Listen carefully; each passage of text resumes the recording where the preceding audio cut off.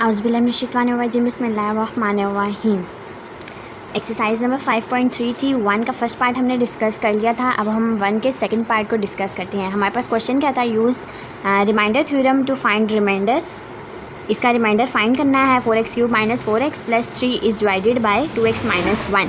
पहले मैंने आपको स्टेटमेंट्स के बगैर, मतलब कि थोड़ी थोड़ी स्टेटमेंट्स थी, उनके साथ मैंने क्वेश्चन करवाया। अब मैं स्टेटमेंट्स के साथ आपको क्वेश्चन करवाती हूँ। जो इजी लगे मेथड वो आप उनको फॉलो कर लीजिएगा।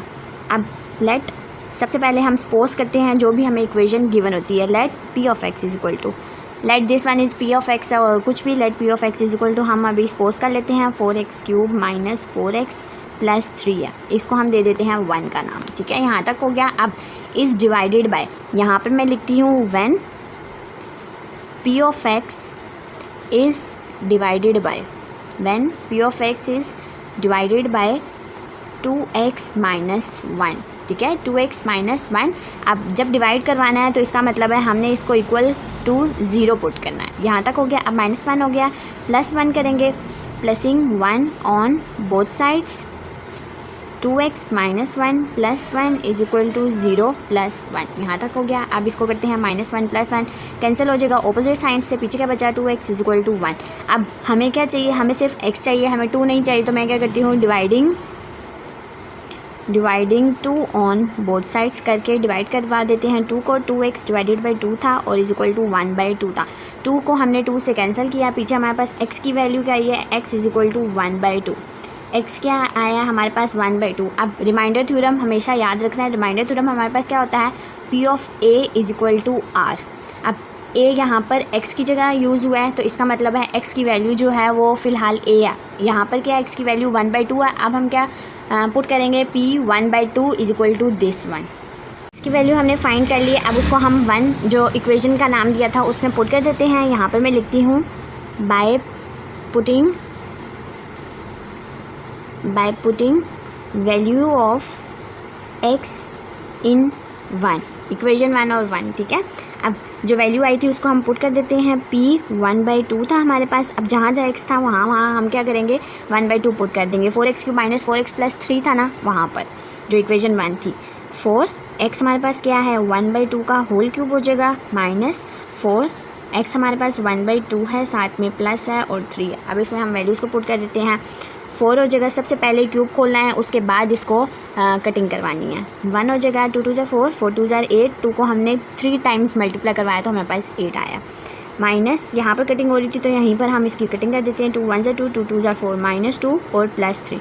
यहाँ पर कटिंग हो रही है, हमने क्यूब खोल लिया है। 2 × 2 = 4 होता है और 2 × 4 = 8 होता है। 2 × 1 = 2 होता है और 2 × 2 = 4 है। इसका मतलब है 1/2 आया, -2 और +3।